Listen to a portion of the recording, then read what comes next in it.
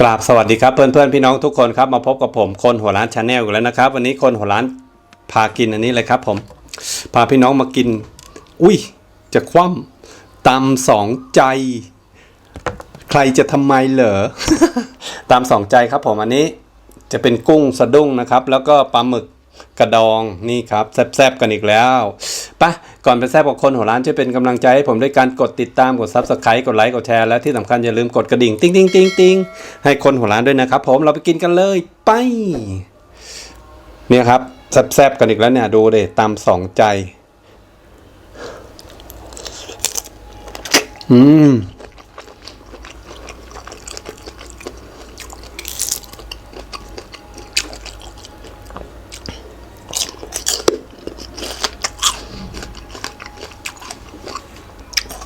แซ่บมากครับพี่น้อง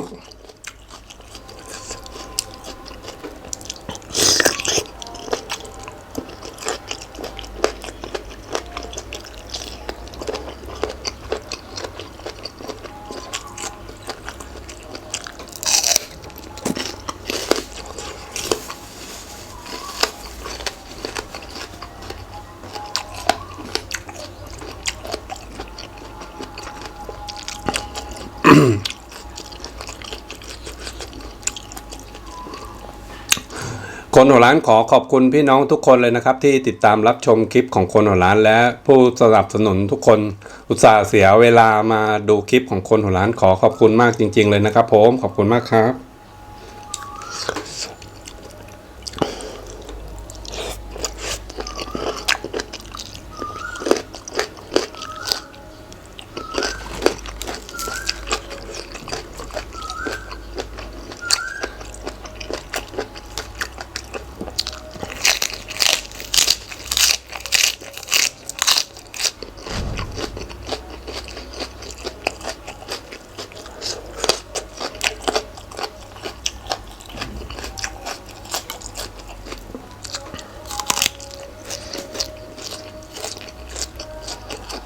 แซ่บมาก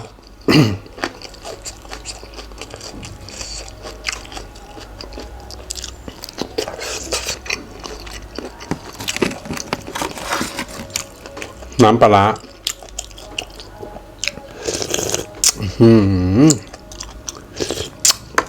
สุดยอด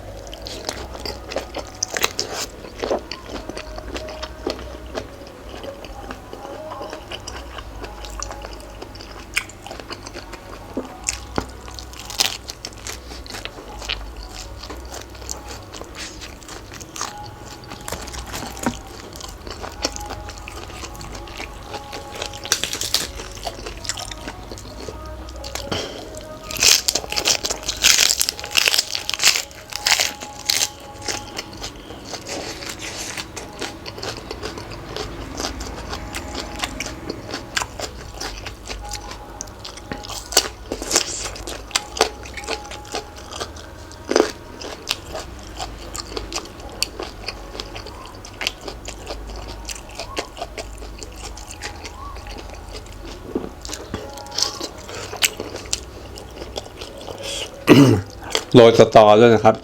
นะพี่น้อง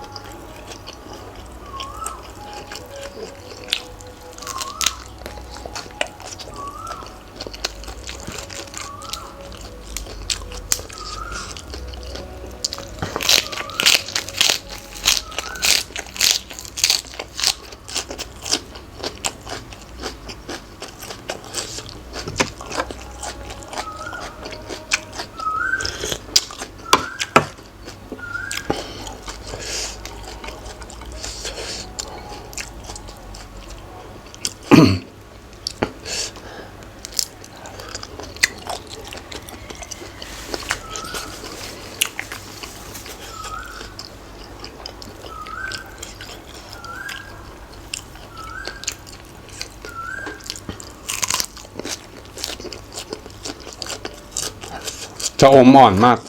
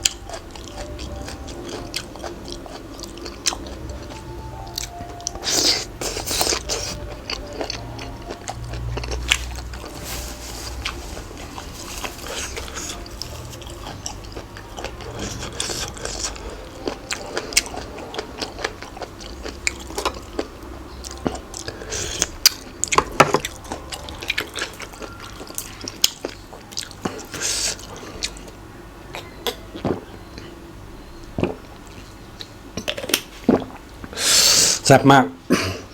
เผ็ดเผ็ด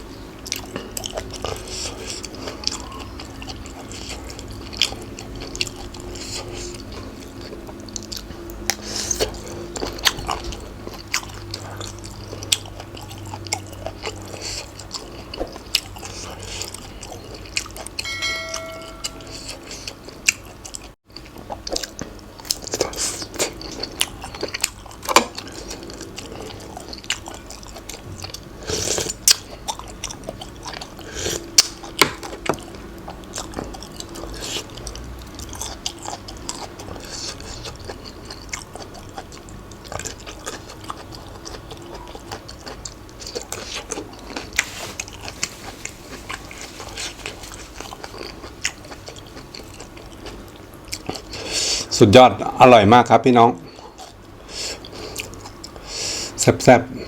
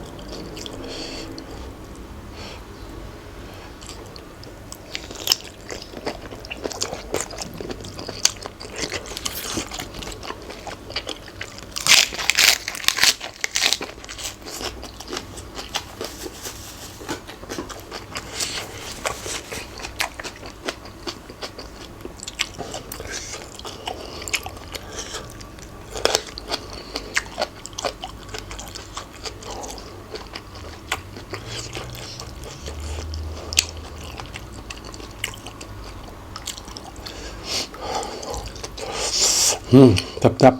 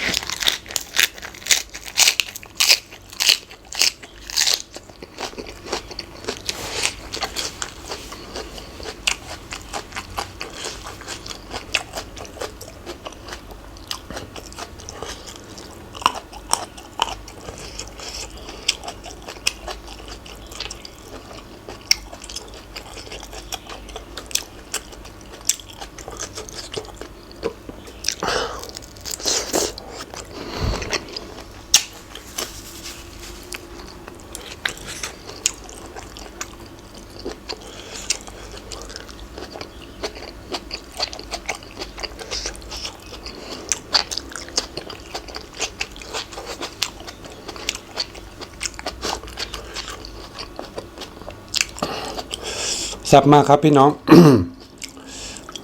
กุ้งตัวสุดท้าย